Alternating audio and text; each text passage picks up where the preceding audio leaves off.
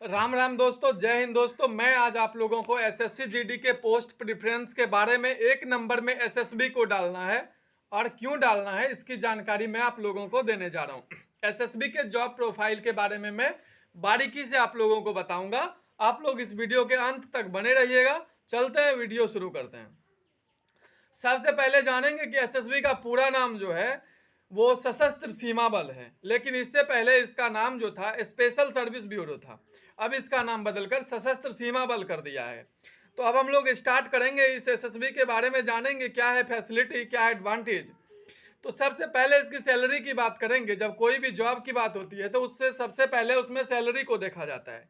Salary जो होती है बेसिक, तो आपको पता ही है, बेसिक पे स्केल जो होता है 21,700 का होता है।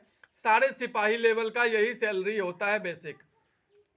उसके बाद आफ्टर ट्रेनिंग जो है आपकी सैलरी बढ़ती है, लेकिन जब आप ट्रेनिंग पीरियड में रहते हैं तो आपको 25,000 से 28,000 के अप्रॉक्स आपको जो है सैलरी बनती है एसएसबी में।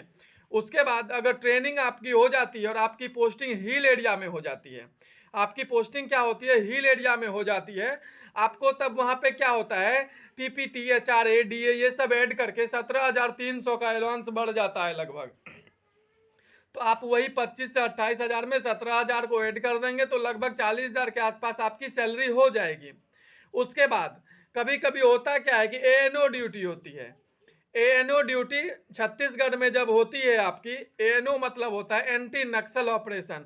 उसमें अगर छत्तीसगढ़ में हैं आप तो आपको मिल जाएगा, क्या मिल जाएगा, 9700 रुपया मिलेगा। उसमें आपको ये 17,300 नहीं मिलेगा, आपको 9700 मिलेगा। मान लीजिए आप फलागंड में, सिलीगुड़ी में हैं, तो आपको क्या होता है वहाँ पे बॉर्डर अलाउंस भी मिल जाता है। आप मान लीजिए फलागंडा सिलीगुड़ी में है तो क्या है, आपको वहाँ बॉर्डर अलाउंस वगैरह भी मिल जाता है।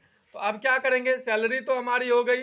अब हम लोग थोड़ा बात करेंगे ड्यूटी के बारे में। तो इसकी ड्यूटी कहाँ पर होती है, तो आप लोग ध्यान से सुनिए। इसकी ड्यूटी जो होती है भारत भूटान बॉर्डर होती है, फिर आपको नेपाल बॉर्डर पर होगी। मैक्सिमम ड्यूटी आपकी यही होती है। इसके अलावा आपकी जो होती है एएनओ एंटी नक्सल ड्यूटी होती है। उसके बाद भारत नेपाल, भारत भूटान, इसके अलावा 5 बटालियन एसएसबी के जम्मू में कार्यरत हैं, वो कर रहे हैं। तो इस तरह से होती है आपकी। अब हम ड्यूटी कैसे होती है, अगर आपकी गार्ड ड्यूटी होती है, मान लेते हैं गार्ड ड्यूटी में है आप, तो गार्ड ड्यूटी 3 घंटे की ड्यूटी होती है और 6 घंटे की ड्यूटी होती है। और फिर आपको कभी कभी होती है आईएस ड्यूटी होती है।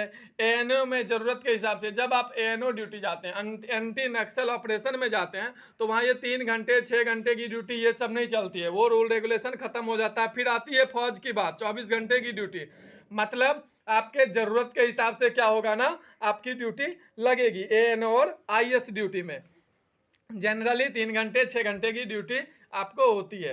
अब देखते हैं हम लोग पोस्टिंग के बारे में, हम लोग जान ही गए। और ड्यूटी, अब हम लोग आगे बढ़ेंगे। होम पोस्टिंग, बहुत लोग कहते हैं कि सर होम पोस्टिंग कैसे होती है। होम पोस्टिंग के 2 रीजन होते हैं सर। पहला रीजन, एएनओ जब आपने कंप्लीट कर लिया है, मतलब एंटी नक्सल ऑपरेशन की जो ड्यूटी होती है वो सब जवान को करनी होती है, वो 3 साल की होती है। अगर आपने एएनओ को कंप्लीट कर लिया है तो फिर आप जो है होम ड्यूटी की जो है अप्लाई करते हैं, और उसमें जैसे आप अभी एसएससी जीडी के फॉर्म फिलअप करने में प्रेफरेंस डालते हैं, उसी तरह फिर ड्यूटी के प्रेफरेंस डालते हैं। तो बढ़ते हैं अब अगले सेक्शन में, फैमिली सेक्शन में।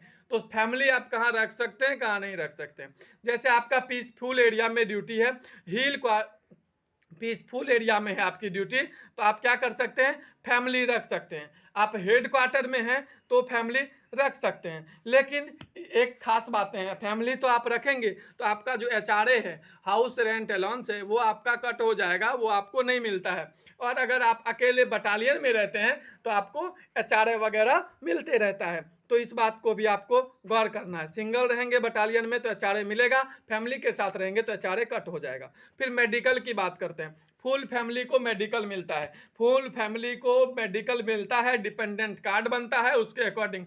अब डिपेंडेंट कार्ड में 2 टाइप हैं। भाई जब होते हैं आपके, उसके डिपेंडेंट, फैमिली का मतलब होता है अपना वाइफ, अपना बच्चा, और फिर आपके मम्मी पापा अगर जॉब में नहीं है तो वो फैमिली में आते हैं। भाई फैमिली से बाहर होता है फौज का, उसका जो बड़ा भाई है उसका वो अपना कार्ड होता है, उसकी फैमिली, वो मतलब फुल सेपरेट फैमिली, उसको आप लोग फैमिली कहेंगे फौज के हिसाब से। तो मेडिकल जो है फैमिली को, पूरे फैमिली को मिलता है। और उसके बाद हम लोग थोड़ा फौज में तो दारू शारू की बात कर लेते हैं, सबका ध्यान तो दारू पर लगा रहता है। तो चलो शराब की बात करते हैं। लीकर कार्ड एक होता है, फौज में एक लीकर कार्ड बनता है, मैं बता दूं एसएसबी में भी लीकर कार्ड बनता है। उस लीकर कार्ड के तहत आपको क्या है, दारू मिलेगा। आप छुट्टी छपाटी जा रहे हैं तो दोस्त तो कहेगा वो लेते आना छोरे, दारू पिलाओ, नहीं कुछ चाहिए तो दारू मांग लेता है फौज से। तो आपको 4 बोतल मिलता है। लेकिन एक खास बातें ये भी है, अगर आपके घर में बहन का, भाई का, दोस्त का शादी है, फंक्शन है, पूरा दारूबाजी करना है। लेकिन एक बात बताएंगे वीडियो के लास्ट में, बिहार में क्या होगा क्या नहीं उस पर भी गौर करना। घर में फंक्शन है, पार्टी है, दारूबाजी करना है, खुल्लम खुल्ला करना है, तो आप एक एप्लीकेशन लगा के दे दो, आपको एक्स्ट्रा दारू मिल जाता है, एक्स्ट्रा वाइन मिल जाता है। फिर आप यहाँ के मजे करिए, एकदम सेफ्टी के साथ मजे करिए। लेकिन एक बात मैंने अभी कहा था बिहार वालों के लिए, जैसे ही आप एप्लीकेशन में डालेंगे कि मैं बिहारी हूँ, तो आपको दारू नहीं मिलता है। यही है हमारा सबसे खास बात। इसलिए आपको इसमें ज़्यादा खुश होने की ज़रूरत नहीं है। अदर स्टेट वाले खुश हो जाओ, बिहार वाले खुश रहो, अपने पियो, घर लाकर क्या करोगे, खुशी ही खुशी है। अब बात करेंगे छुट्टी की। ड्यूटी तो बहुत हो गया साहब, अब थोड़ी छुट्टी की बात कर लो ना। लीव, लीव में क्या होता है, 60 डेज ईएल होता है, 15 डेज सीएल होता है। अब इस ईएल और सीएल को समझना बहुत जरूरी है, ये कैसे काम करता है। सीएल क्या होता है, कभी कभी बढ़ता घटता रहता है, वो फिक्स नहीं है। इसीलिए फौज वाले को कभी 82 दिन की छुट्टी, कभी 85 दिन की, लेकिन जेन्युइनली 75 दिन की छुट्टी है। वो सीएल बढ़ती घटती है। वो कैसे बढ़ती है मैं आपको बता दूं।